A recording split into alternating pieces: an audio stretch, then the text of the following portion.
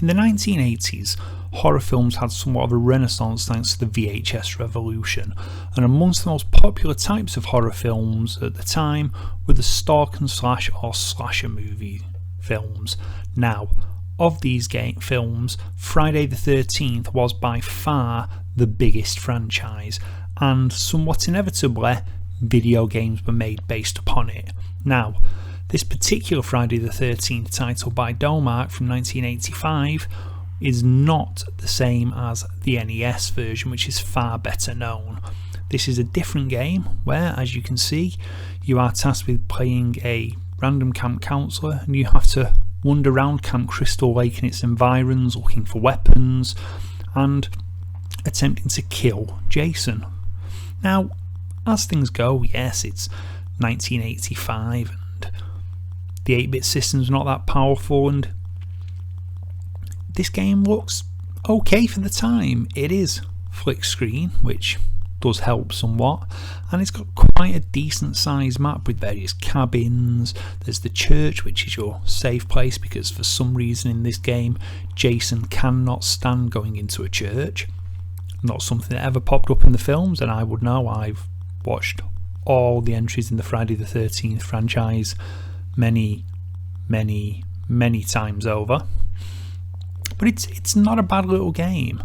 I actually have to say I prefer this to the much more famous NES version, as there's just it's a little bit more freeform. The NES version I feel is quite limited, and see, chainsaw.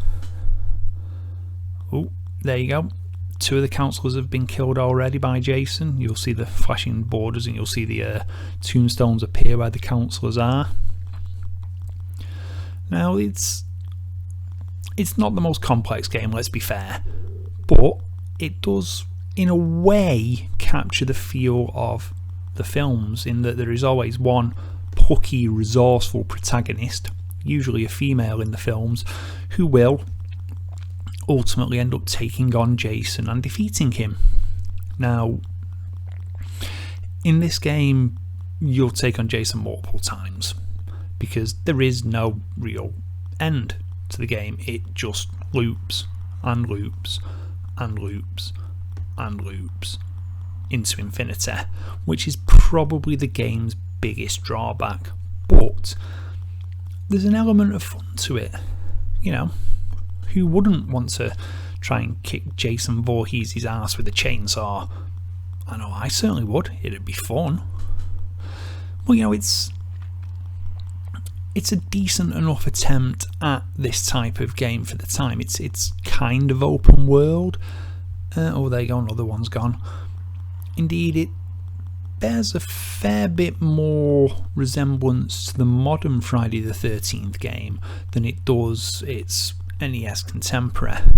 Now, this game was released in 1985, so it's sort of tying in with the home video release of Friday the 13th, the final chapter, an ironic name if there ever was one, and it does indeed use the artwork from that entry, and the cinematic release of the 5th version of the Friday the 13th franchise, the imaginatively titled Part 5. I can't remember the subtitle for that, which is quite sad given that I have many Friday the 13th DVDs and action figures. You can see I'm inside while the cabin's here, and again it's a bit open world there, but it does, you know, it captures the mood of the game quite well.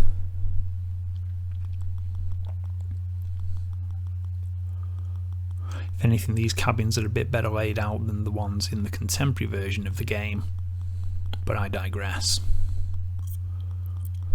Oh, there's a body.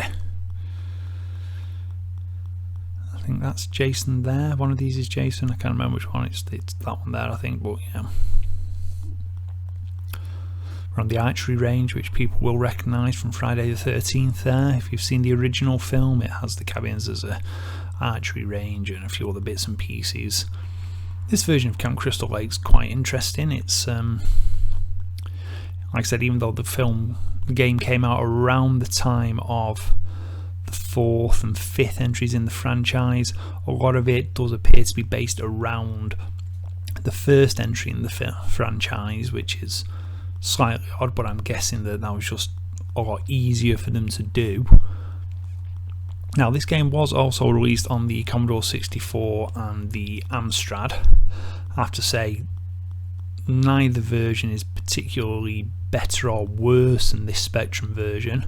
The reason I'm looking at the Spectrum version is quite simply it's the version I'm most familiar with, being a Spectrum owner myself, and this is the version I played. Interestingly, there was a bit of a run of games like this at the time. There was a Evil Dead game, I believe, as well. But for some reason, these massively successful horror franchises never took off as video game franchises. Something that always confused me somewhat, but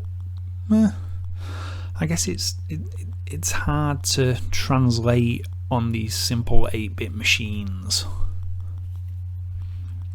See lots more running around with still only 3 counselors dead, which, you know, it's pretty good going. You know, just trying to chainsaw Jason a little bit there. And yeah, this is the game.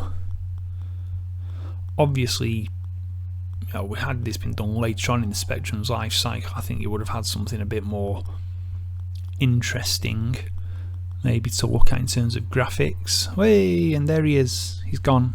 He's dead. And the game just restarts. We're back. And thus ever continues. Much like the film franchise, really. Just an endless rinse and repeat of Jason and death, Jason and death. But anyway, I hope you've enjoyed this video and this little look at this game. You know, as ever, do like and subscribe if you're that way inclined. If you disliked it, do press the dislike button. Leave a comment below. Let me know what you think. You can find me on Twitter at 8_16_32-bit. I'm also on Instagram using the same handle, and that's really all I've got to say.